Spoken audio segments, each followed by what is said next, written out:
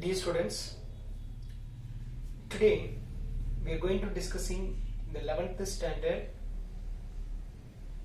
the law of force chapter. The main topic, that is Lami's theorem. So what is Lami's theorem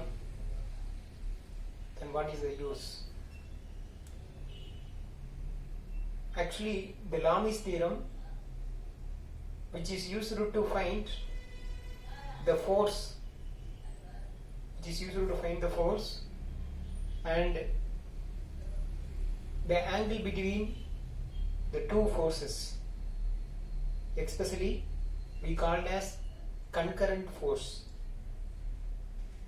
So the concurrent means many forces acting on the same point. Say for example, here I consider there is three forces. That is a force 1.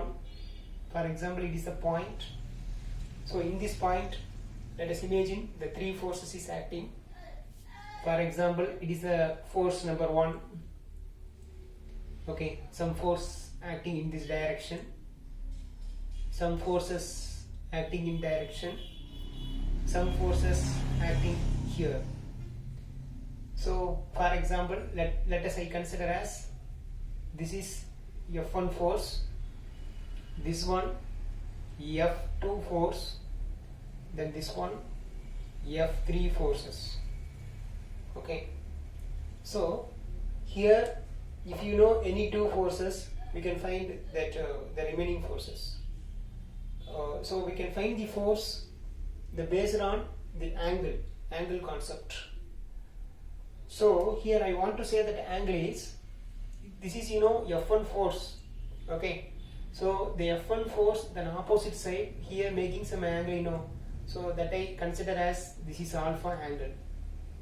Okay, like that F2 forces opposite some angle, so I consider as this is beta angle. Like that F3 forces, then opposite side here the force, the angle is, we can call as, that is the gamma angle. So if you observe that F1 angle, okay, then is related with alpha.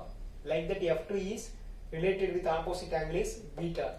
Like that F3 is related with opposite angle is gamma. So based on this diagram, I have to explain first statement, that is Lami's theorem.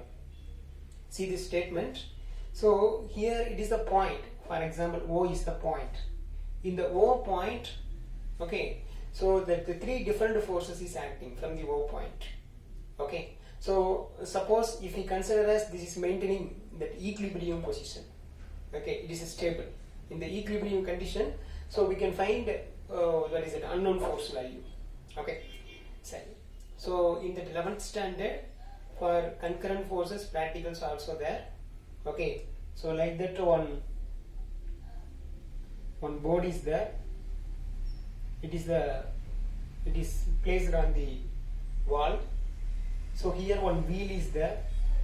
It's a rolling wheel. Here one rolling wheel is there. So let's we take one thread. Now the thread is simply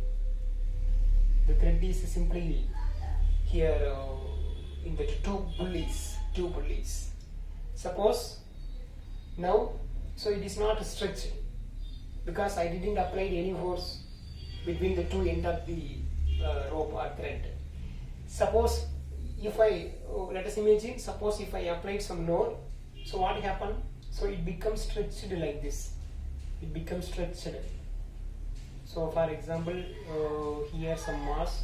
Suppose if it is equal mass, so it is stretched like this. It's not bending. It is stretched like this. Yes. Suppose so this is like a F1 force. This is like a F2 force. Okay. Suppose if I apply that one more force here. Okay. So the what happened? If I apply the force, so after that this diagram is changed as like this. Suppose it is sometimes it will be like some heavy mass something. This is F3.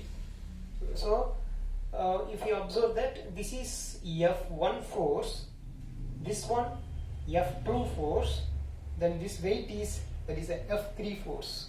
So F1 force opposite angle, this is that is a alpha. F2 force, that opposite angle, that is the beta. F3 force, that opposite angle, that is the gamma. So this is the experiment. Okay, so it is available in that 11th standard. Okay, so now I'm going to discussing this theory alone now. So please listen. Okay, so even if you observe this diagram, we can say the statement. Actually, if the force is increasing, that angle also will be changes. Okay, that angle also will be increasing. So we can say that for 3 concurrent coplanar forces, okay, coplanar, because in the same plane, I draw the diagram, this is a plane, okay, or board mark, okay, in this board, okay, 2 pulleys is there. This pulley will be connected with that is the rope. Then in center or the midpoint we can apply some forces. So here to create F1, F2, F3 forces with some angle. So we can compare that force and that 3 angles. We can say for 3 concurrent coplanar forces. Okay. So coplanar concurrent forces means ஒரே பாயிண்ட்ல act ஆகுற 3 different forces in the same plane. So that is we known as, that is 3 concurrent coplanar forces acting on the body. Okay, acting on the body. Okay, each force is proportional to, that is very important, each force is proportional to sine of angle between other 2 forces. See that this force is proportional to sine angle between other 2 forces. Like that F2 force is directly proportional to sine angle between F1 and F3 force. Like that F3 force is directly proportional to sine angle between F1 and F2 force. Shall we write? Yes. So please listen. So it is a statement, it is a diagram. See that now the derivation. So we can write. So it is a statement. Then this one diagram, and then next one that derivation. Very simple derivation only. So please listen. That statement on this derivation now. So we can say that F1 force is directly proportional to the sine angle between the other 2 force. So sine angle between other 2 force, what here, alpha. So we can write sine alpha. Like that F2 force is directly proportional. F2 force is directly proportional to sine beta. Like that F3 force is directly proportional to sine gamma. So we can write this statement again. How we can write? See that. So F1 is equal to, we can add some constant, or otherwise simply we can write as F1, you can write here, you can write F1 divided by sine alpha is equal to constant. Okay, like that F2 divided by sine beta is equal to some constant. Like that F3 divided by sine gamma is equal to constant. So see that the right side is constant, everything is constant. So we can say that, finally we can say that F1 divided by sine alpha equal to F2 divided by sine beta equal to F3 divided by sine gamma. That's all. So this is the formula. By using this formula, it is possible to find that unknown force. Suppose if you know these 2 forces, F3 value you don't know means you can find. Okay, not only F3, you can find any force and any angle. Okay, right. So now we can see that the limitations. Okay, what are the limitations? What are the limitations by using that Long's theorem? So there are two limitations are there. The first one, it is applicable only for that is concurrent forces only. Concurrent forces only. It is applicable only for concurrent forces only. Okay, that is the first because one force is one plane, another force is different plane, means it is not possible. Okay, so the concurrent forces only is possible. Concurrent forces means, okay, that different forces acting on the same point. See, the different forces acting at point O, that is concurrent forces. Okay, not only that, here how many forces are there? 3 forces are there. So that is the next, only 3 forces are allowed. 3 forces are allowed. So these are the 2 limitations. Okay students, I hope you understand what is Lami's theorem.